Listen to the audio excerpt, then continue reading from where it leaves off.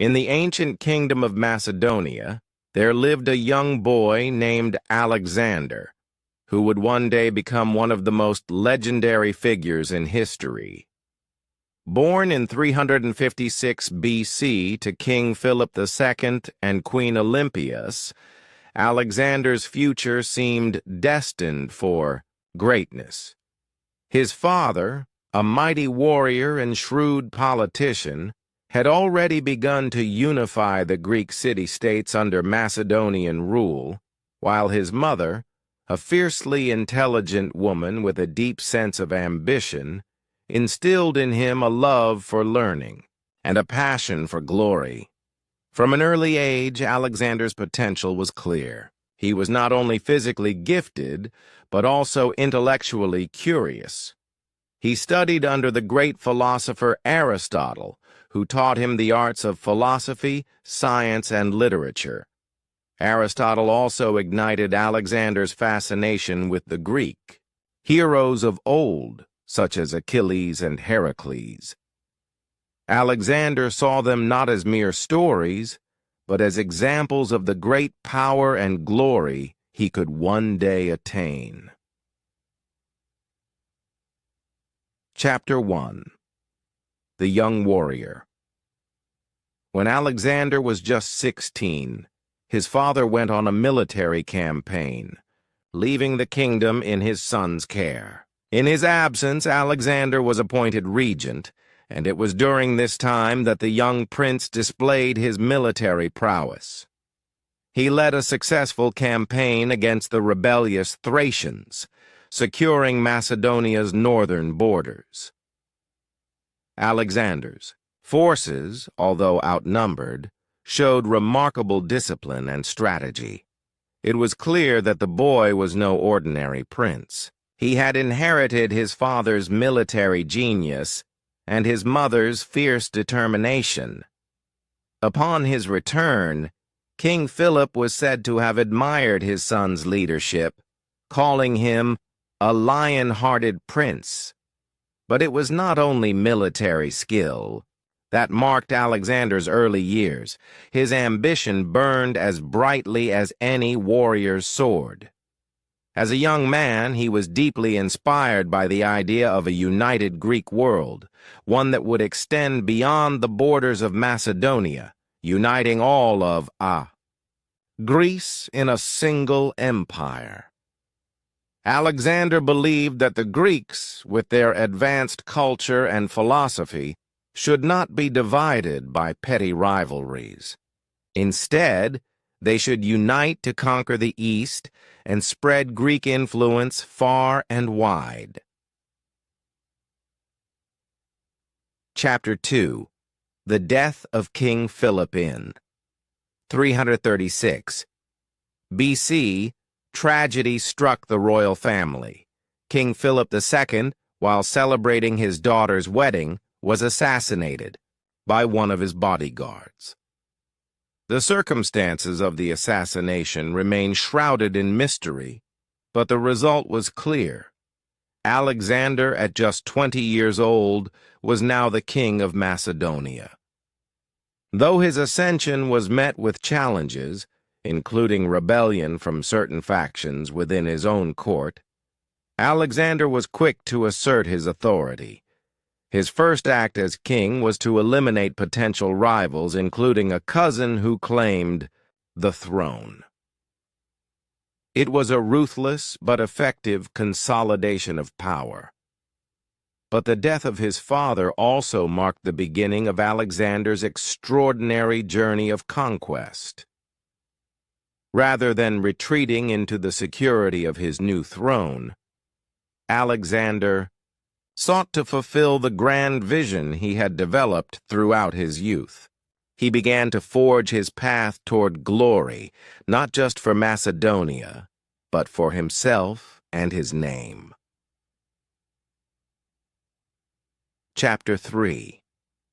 The conquest of Persia. Alexander's first major campaign as king was the invasion of the Persian Empire, the largest and most powerful empire in the known world. The Persian king, Darius III, had long been an enemy of Greece, and Alexander viewed the conquest of Persia as both a personal and a political mission. With a small but highly disciplined army, Alexander crossed into Asia Minor, a land that had long been under Persian rule. At the Battle of the Granicus River in 334 BC, Alexander faced a massive Persian force.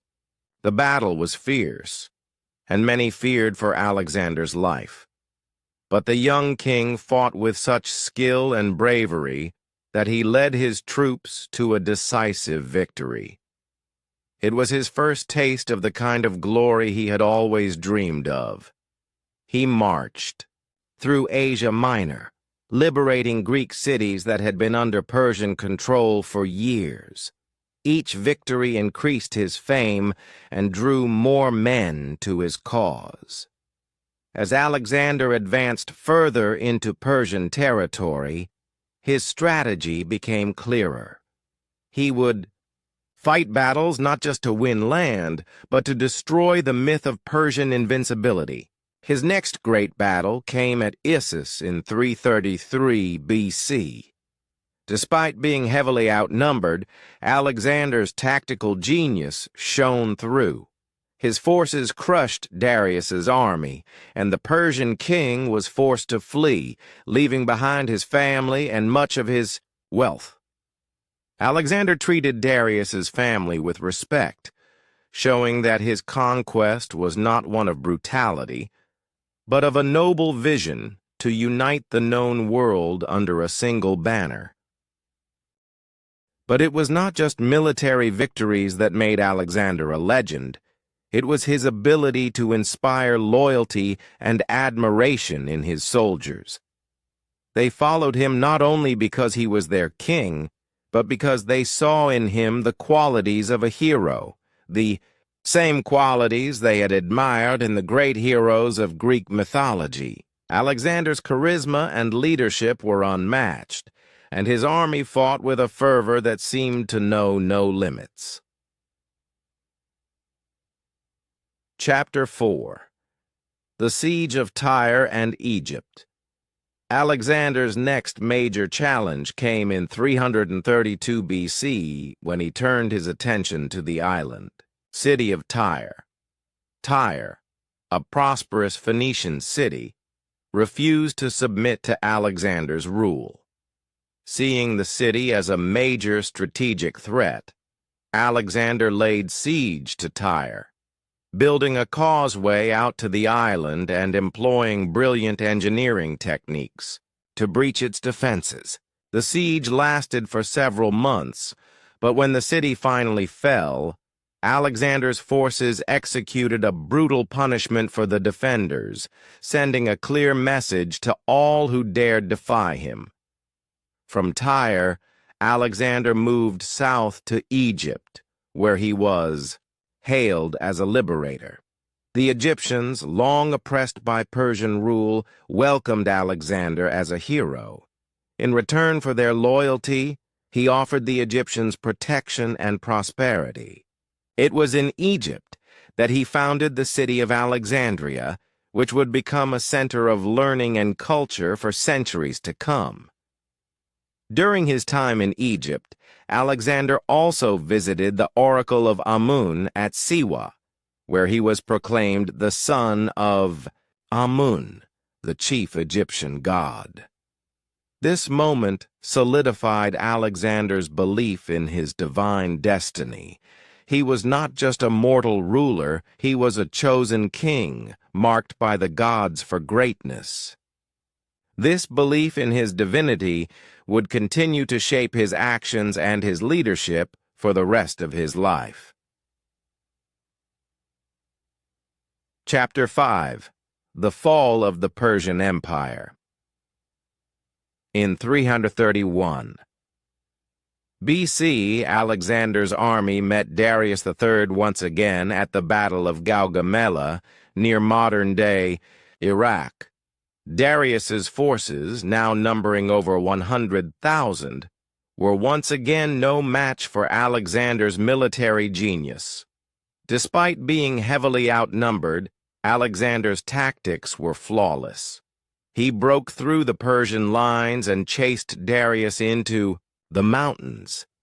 It was here that Alexander effectively ended the Persian Empire. Darius was later assassinated by his own men, and Alexander declared himself the king of Persia, now ruler of an empire stretching from Greece to the Indian subcontinent. Chapter 6. The Indian Campaign and the Return. Home in 327 BC, Alexander crossed the Hindu Kush and entered India, where he faced one of his most formidable challenges, the powerful kingdom of Porus. The Battle of the Hydaspes River was one of the hardest battles of Alexander's career, as Porus's army included war elephants, a new and terrifying weapon. But Alexander's tactical brilliance once again prevailed, and Porus was defeated. Afterward, Alexander famously asked Porus how he wished to be treated, and the Indian king responded with grace and dignity, saying, "Like a king." But despite his growing empire, Alexander's soldiers were weary. They had marched thousands of miles, and many were homesick. At the Bays River in India, the army mutinied, refusing to march further east into unknown lands. With a heavy heart, Alexander turned back, beginning the long journey home. Chapter 7. The Final Days of the Kingon. His return to Babylon, Alexander began to plan even further conquests, perhaps of Arabia or the West. However, fate had other plans. In 323 BC, at the age of just 32, Alexander fell ill and died in the palace of Nebuchadnezzar II. His death shocked the world. Some believed it was due to a fever caused by an illness, while others whispered of poisoning, though the cause remains a mystery. Alexander's death marked the end of an era. His empire, vast as it was, did not survive long after his passing. His generals, known as the Diadochi, divided the empire into warring factions, and the grand dream of a unified world began to crumble. But Alexander's legacy lived on. His conquests spread Greek culture and ideas across 3 continents, laying the foundations for the Hellenistic age. Cities like Alexandria became centers of learning and culture, and Greek philosophy, art, and science flourished across the ancient world. Alexander's name became synonymous with greatness, and his story would be told for generations to come. In the end, Alexander's life was a testament to the power of ambition, vision, and perseverance.